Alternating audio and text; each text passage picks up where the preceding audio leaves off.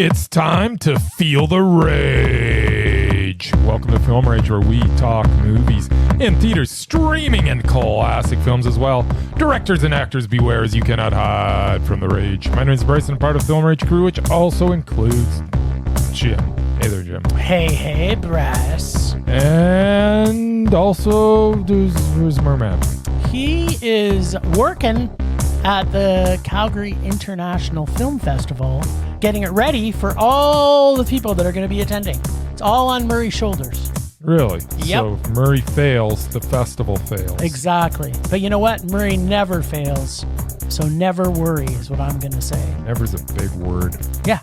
Well, when you're Murray, that's just what happens. So with the introductions out of the way, let's rage on. Well, thanks to all who've been supporting us. If you love our independent podcast, please like, subscribe, share, and give us a 5-star rating on your listening platform, or support us and join the Film Rage community by joining our membership at buymeacoffee.com/FilmRageYYC. If you cannot commit to a membership, you can still buy us a movie rental and dare us to see a terrible film.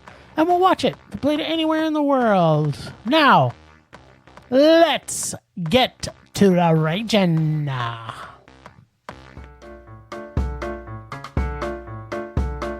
What will the missing moment predict? What will the missing moment predict? Will he predict the rage or will he predict the mondo? Will he tell us all what Jim and Bryce saw at the movies?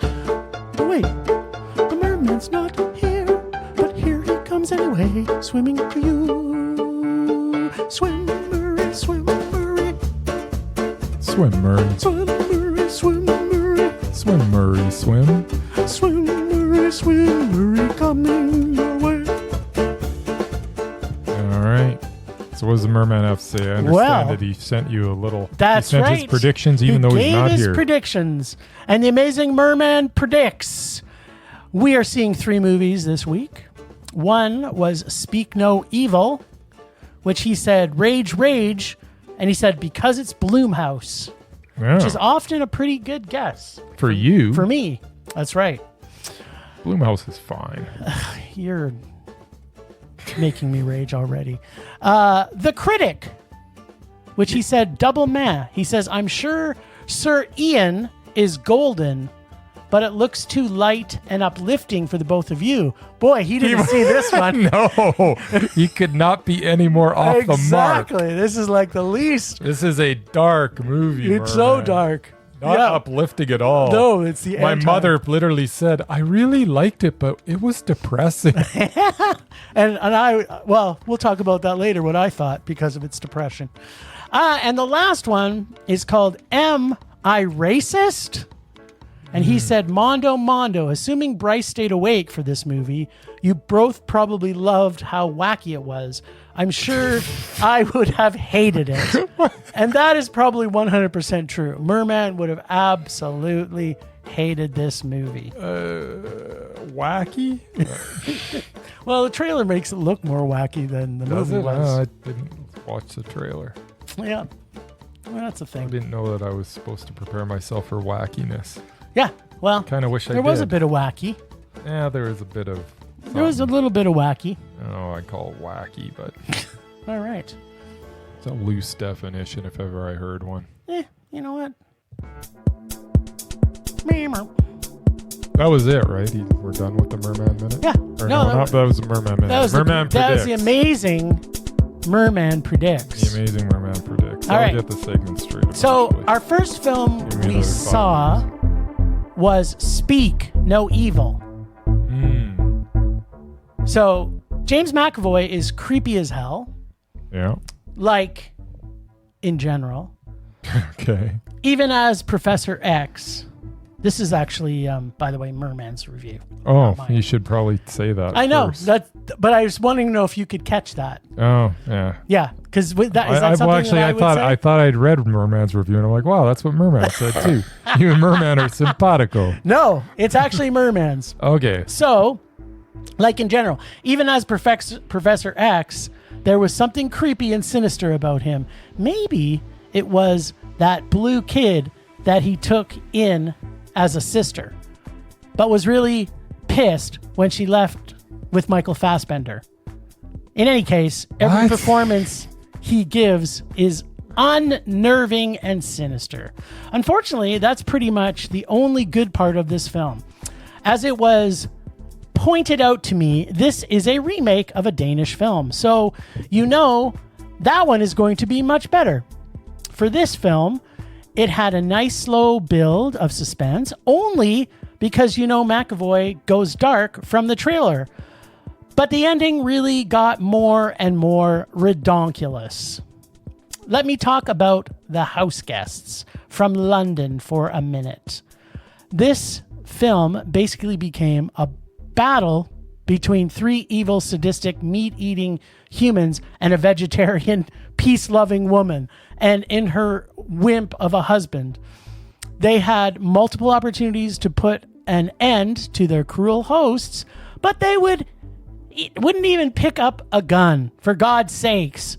The husband seriously had no balls whatsoever. I think he was castrated by his wife, and she kept them in her purse.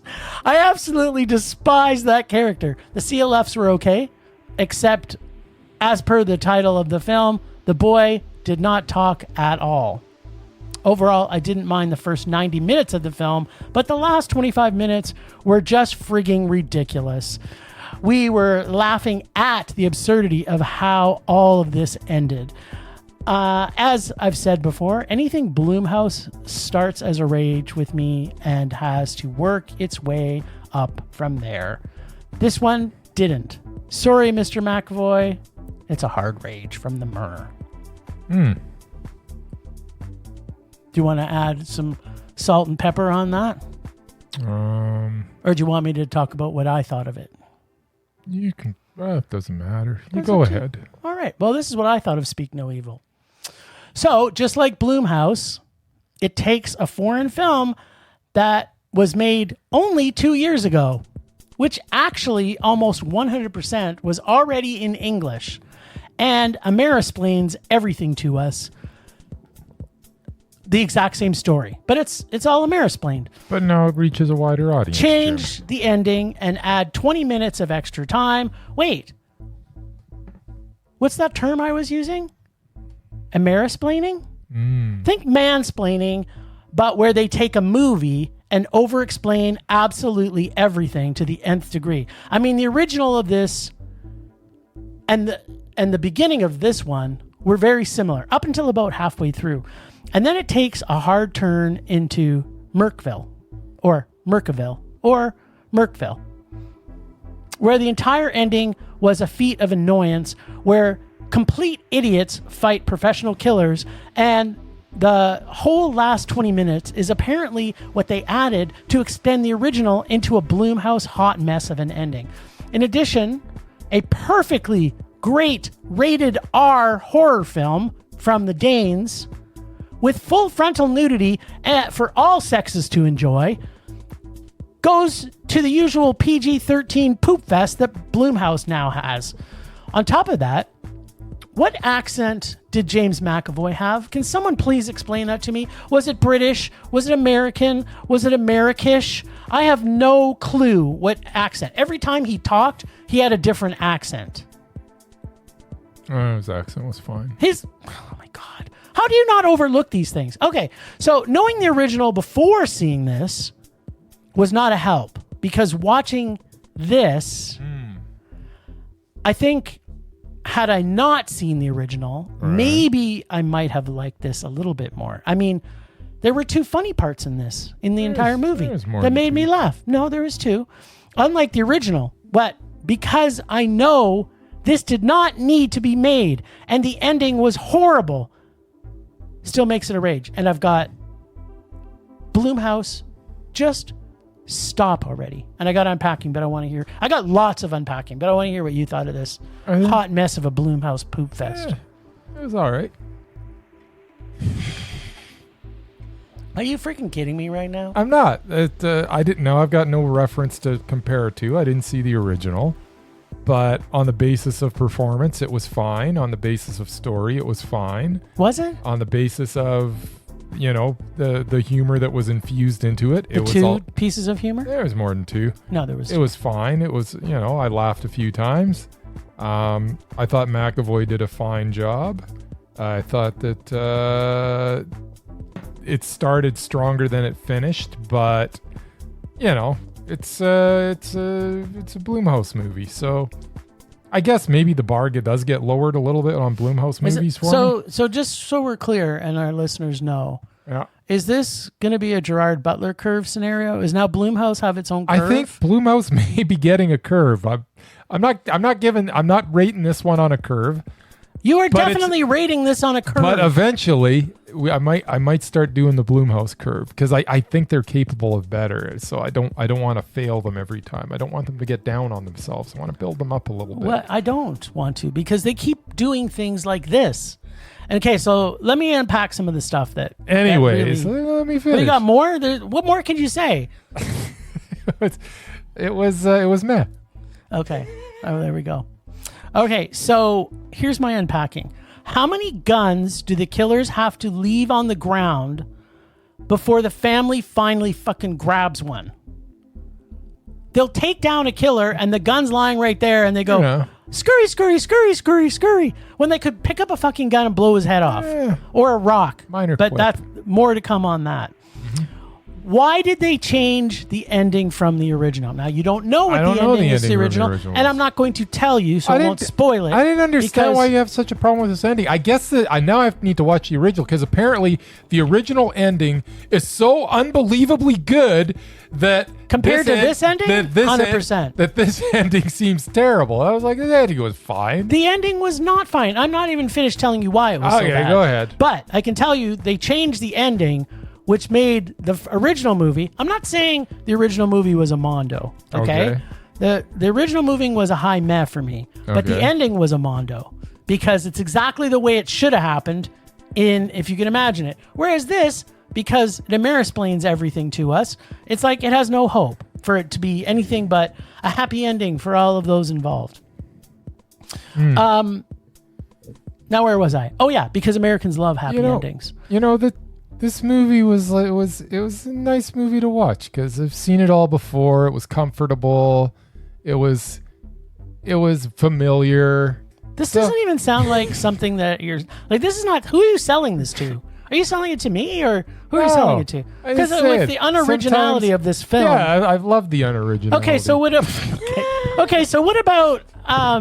about how you've got an 8-year-old boy who uses a CGI rock to get his trauma out? How was that scene? How'd you like that CGI rock? There was a CGI rock? Yeah, the rock he was murdering the guy with. That looked like he wasn't barely lifting anything. He had a giant rock in his hand that he was basically looking like... I just thought he was really strong. Yeah, okay, let's just go with that.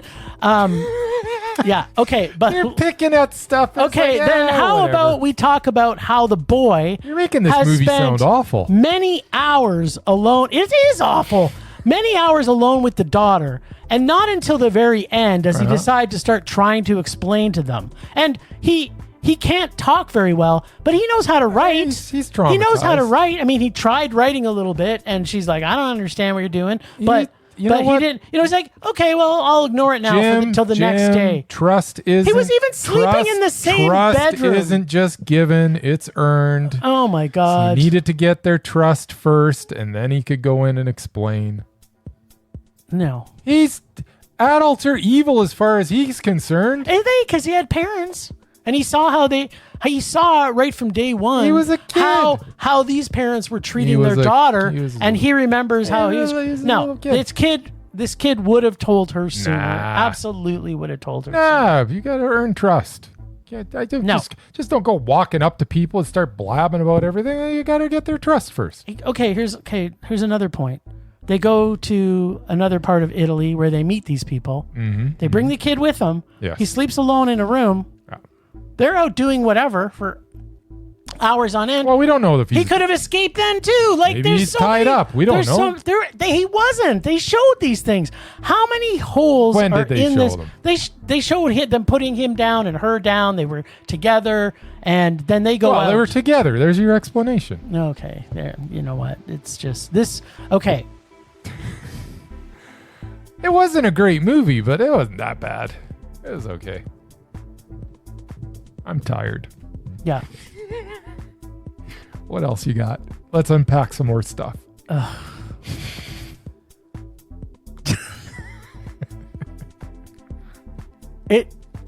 These people don't have nobody following them too. So their whole scheme is that they're going to kill these people, transfer hundreds of their entire savings out of their bank account, which, wires can be traced. In fact, that's how you catch a lot of fraud internationally. So they basically take all their money and then they're going to kill them and they're going to disappear. And then they're not going to go back and, but apparently and someone's they going don't to find disappear out why. because they've been hanging out at the same place like forever because they've got all the watches set up and it looks like I'm talking about the people they planned on killing after they took their money. So, okay, if you and Kim got murdered, let's just say by me, and then afterwards we find out that your entire bank account was cleared out and it was deposited to my bank account, and then you're both dead or missing. Do you think that's not going to be a red flag to Interpol? I think it might be suspicious. Yeah, this movie is suspicious. Every single thing they did in it, Amerisplained it to everybody to a point that it was nauseating. The original has clever things that they do. In a contrast to that scene, there is no money that takes place in the Danish film. The money didn't make sense to me. Yeah, that's just one of many I thought they were things. in it just purely for the the kill and which is what happens in the original. And the whole deal, like that makes sense. That's, once the money came in, it's like, oh, what's that about? That's the original movie. But because it's good. It was meh. I didn't see the original, so I don't know. I didn't hate it. I just couldn't understand James McAvoy the whole movie. I didn't know what country he was from or what accent he had, and it lost me from like second scene with him in it. Yeah, he's in different countries. Sometimes you adopt the accent a little bit. So well, then why wasn't he speaking Italian? Because he wasn't speaking Italian. Oh, maybe he was. Sometimes I couldn't tell. There you go. All right.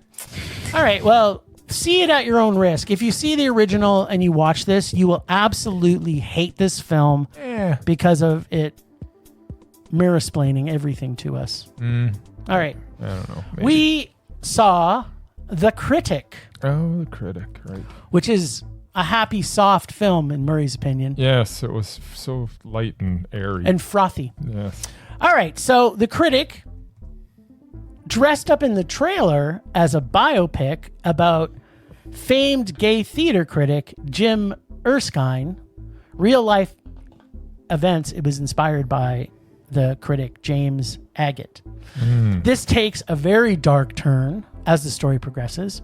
Here's a fantastic example of a trailer that has absolutely awesomeness and gives nothing away. Ian McKellen gives the performance of his lifetime.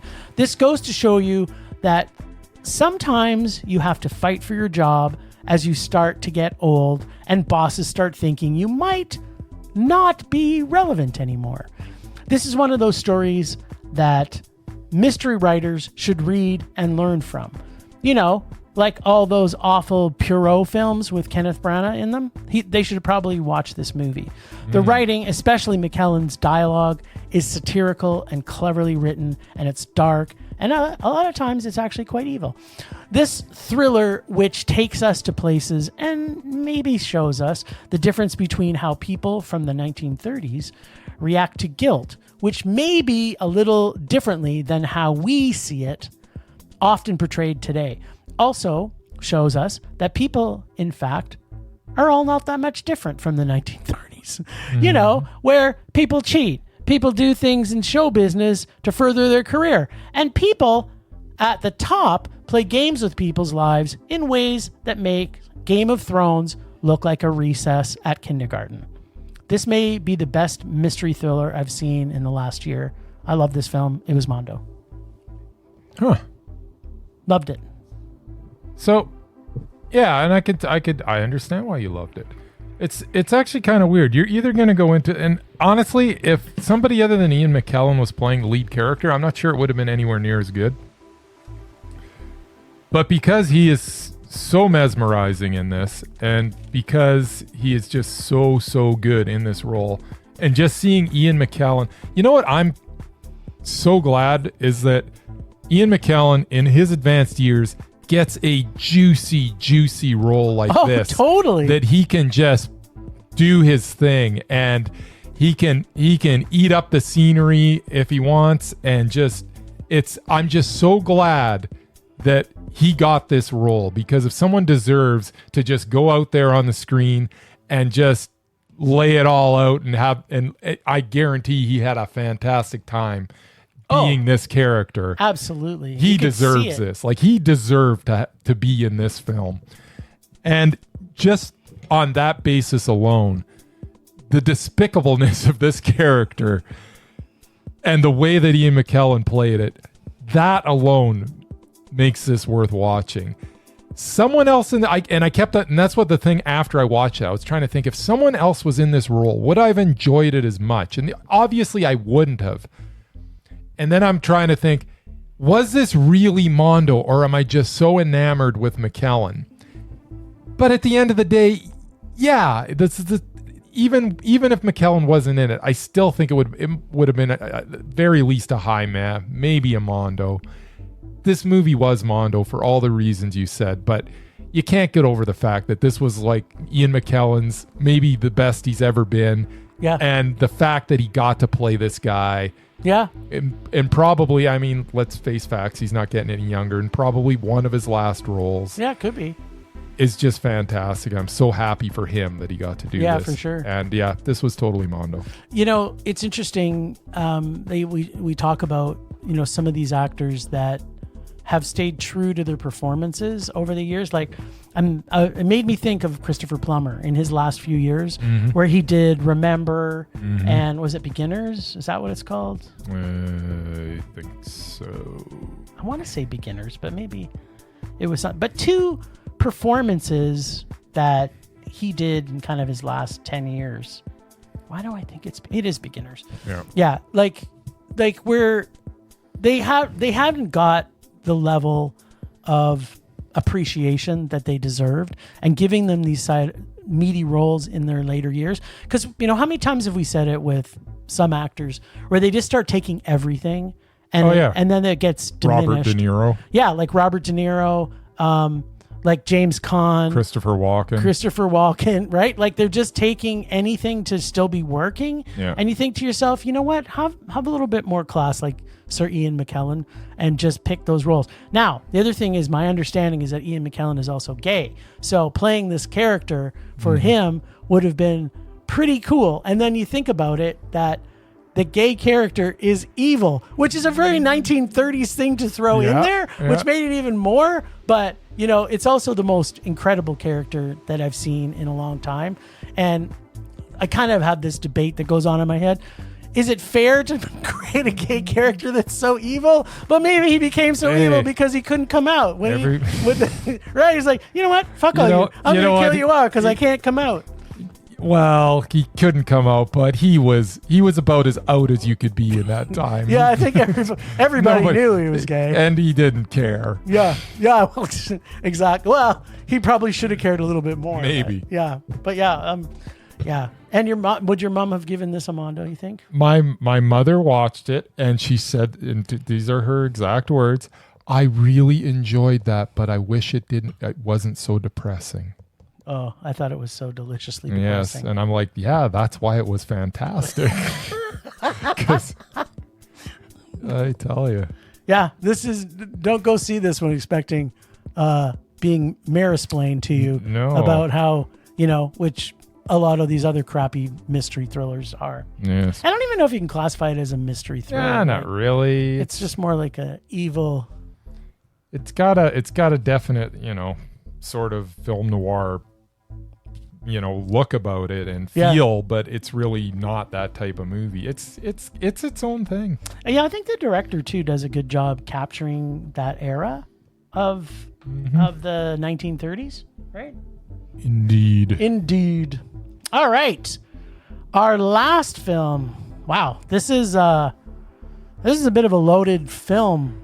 I don't even know what to say about this film, but you go first. All right. So, am I a racist?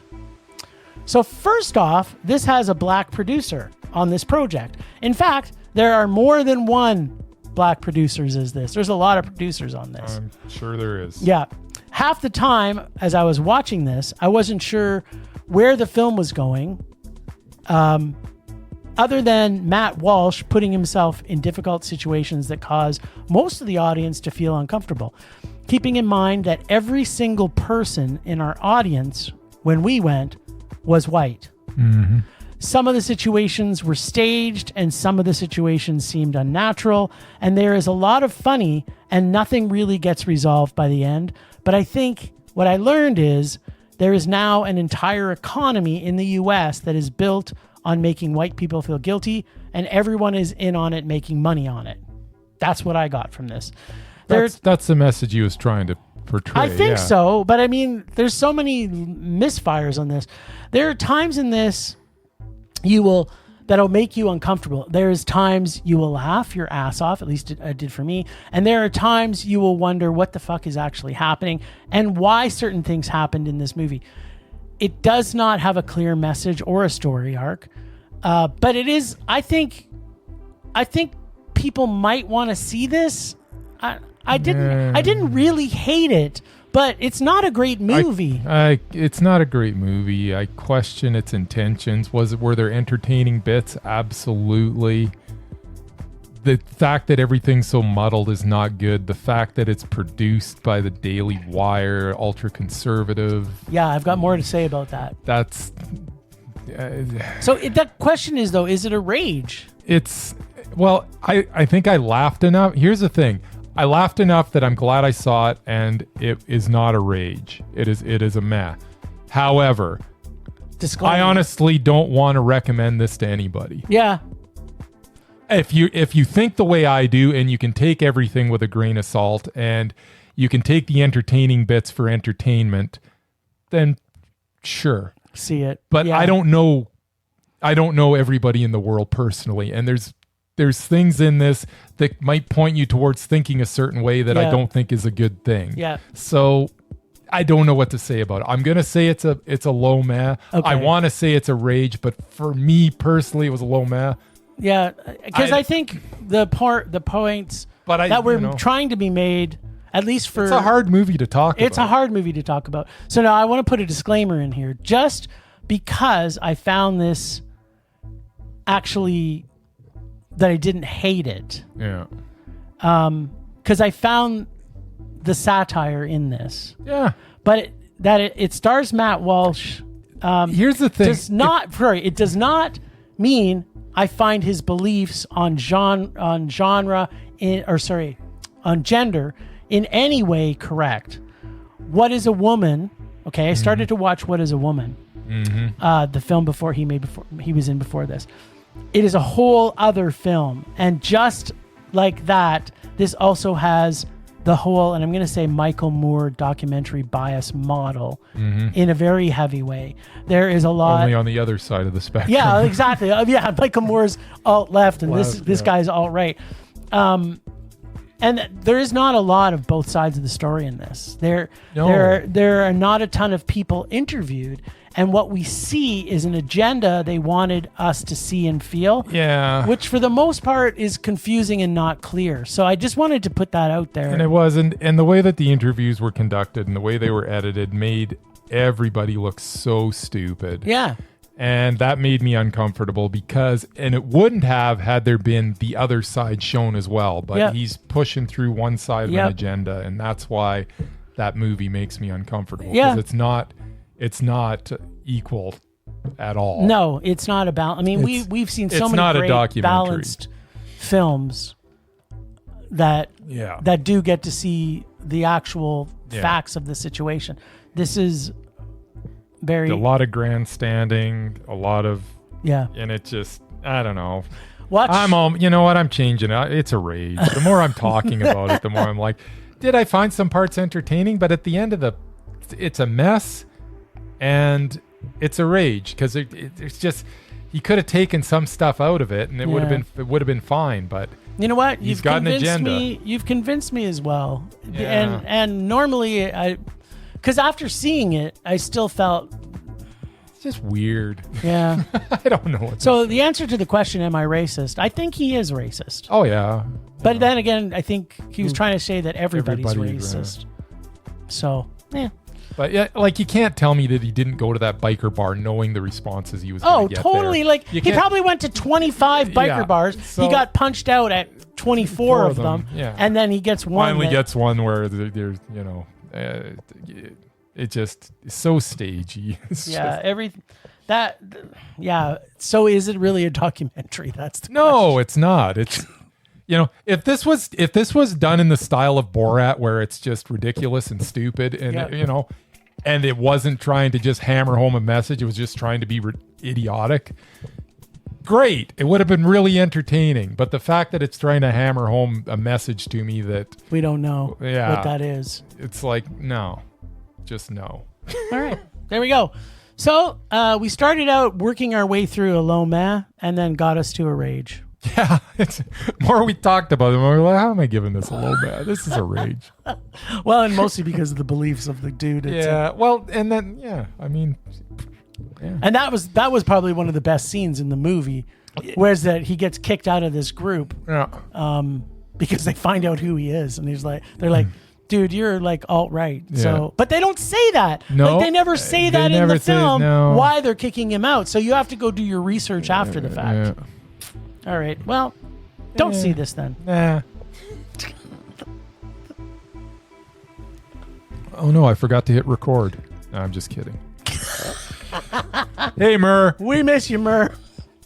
Bryce is barely holding on here. And speaking of Mur,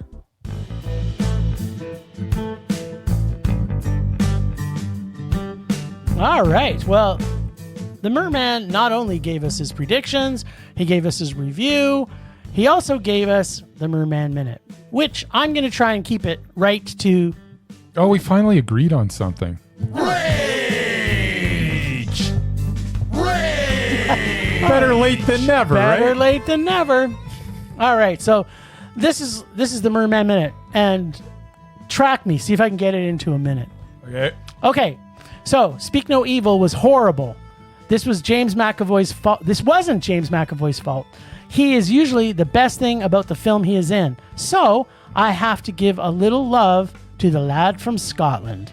And this is the Merman's top 7 James McAvoy films where he actually is the best thing in it. X-Men, Days of Future Past, and X-Men First Class.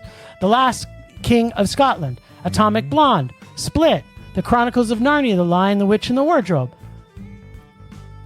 What? Filth? Is it Filth or Filth? Filth? I guess he's in Filth, a movie called Filth. And the last is Glass. Yeah, he's in Filth. This was obviously an inferior third film in the series of Shyamalan, but this wasn't McAvoy's fault. Okay. Bad writing is bad writing, Yeah, but he was okay. still creepy. Yeah, it's fine. So he loves the McAvoy.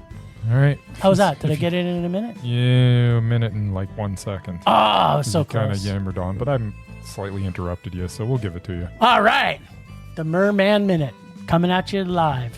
Coming at you live. Temperature rising. Vision blurring. Rage taking over.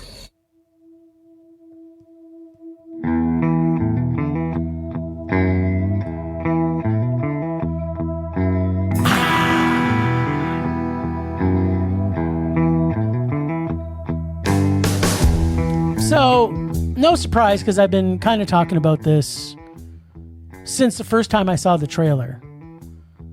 Speak No Evil, the trailer, once you see the trailer, you don't need to see the film. Because everything in the trailer is as predictable as the movie. No, you don't. The trailer is all you need. You need a minute. I think it's actually 2 minutes. So it's like already the film is bloated to almost 2 hours. And then the trailer itself is bloated at 2 minutes. And I'm just like, they pretty much tell us everything that's going to happen. No surprises. The film is horrible. And it didn't need to be made because the original was 2 years ago, for God's sakes. 2 freaking years ago. Now so, you're gonna have more eyes on it. And they spoke English. So just release the original in cinemas in the US. But you know what? It doesn't have the same sweet, saccharine-filled ending where a little boy uses a CGI rock to kill somebody. I just thought he was really strong. Yeah. You're an idiot. Because as he was doing it, I was like, wow, that's a big rock. I can't believe he can lift it up so easily. Yeah, considering he couldn't do anything else for the whole movie. No, he did a good job doing it. I'm not saying that. I'm just saying this movie was horrible. And the trailer was also annoying for many times I watched it. It wasn't the worst. You know what?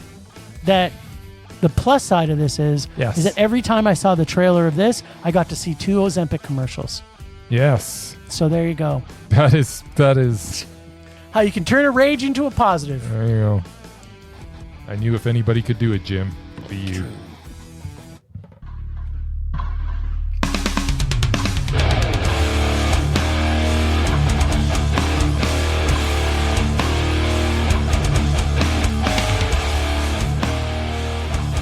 Hey, let's get on with it.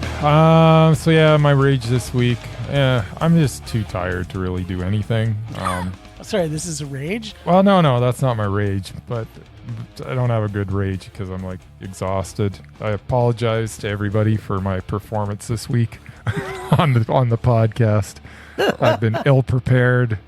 I've been dealing with just a lot of stuff. And your body's falling apart. Don't forget that. My body's falling apart. And I've just been busy. And I'm not talking dealing with like stuff. It's all stuff that I enjoy dealing with. It's just there's so much of it this week. It's a busy Bryce week. Busy week, and I'm not as young as I used to be. I used to be able to burn the candle at both ends. That's an expression they say. I'm not exactly, the old people say. Yeah, but I wonder what the young people say now. I don't know, something.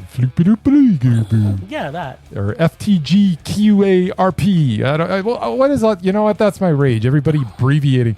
I got an idiot that works at work. Sorry, dude. Because you know who you are, and if you happen to listen to it, I'm sorry I just called you an idiot.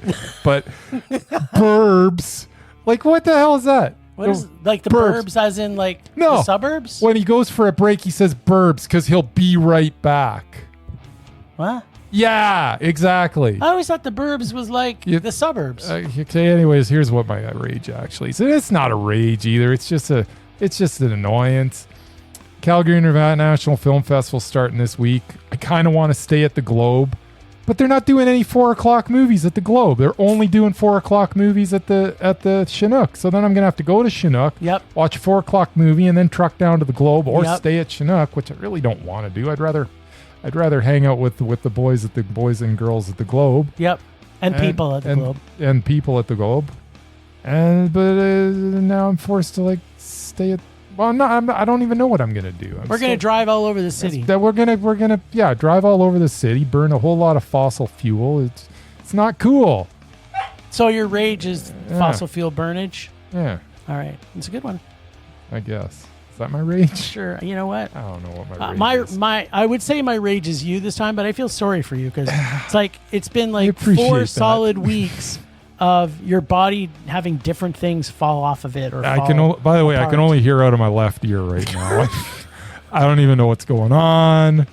For some reason, my right ear just doesn't do the thing anymore. But what can you do? Rage subsiding. Pulse slowing. Anger fading. All right. Well. Oh, actually. We're too early. We got music for this. I forgot. Okay, let's hear it. It's coming. Oh, there we go. So. It fades in. So part of our episode this week is a little compacted due to the fact that we are getting prepared for Calgary International Film Fest. And it's their 25th Calgary International Film Fest. So it's a big, big event. There's tons of Q&As. There's tons of visitors and guests.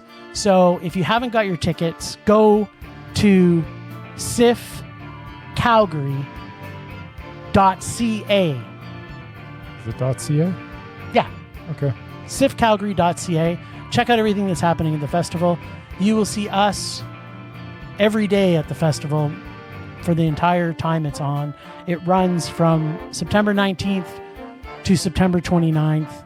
And there's so many great films, I can't tell you.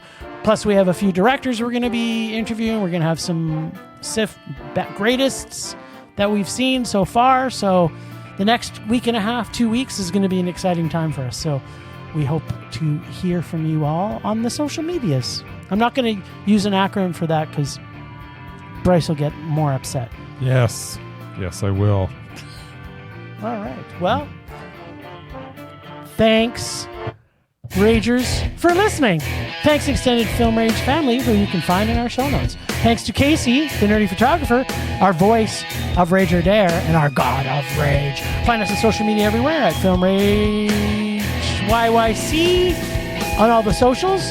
Check out everything Film Rage at filmrageyyc.com, including our merch site for Redbubble and TeePublic. We're always wanting to make this a raging blast for all listeners, so please comment, like, and subscribe, or send us emails to filmragecalgary@gmail.com. Dare us to see terrible movies to fuel our rage. But no matter what you do, please, please, please, pretty please, please, please, don't make us a rage. That's it for this week. Rage on! Rage on!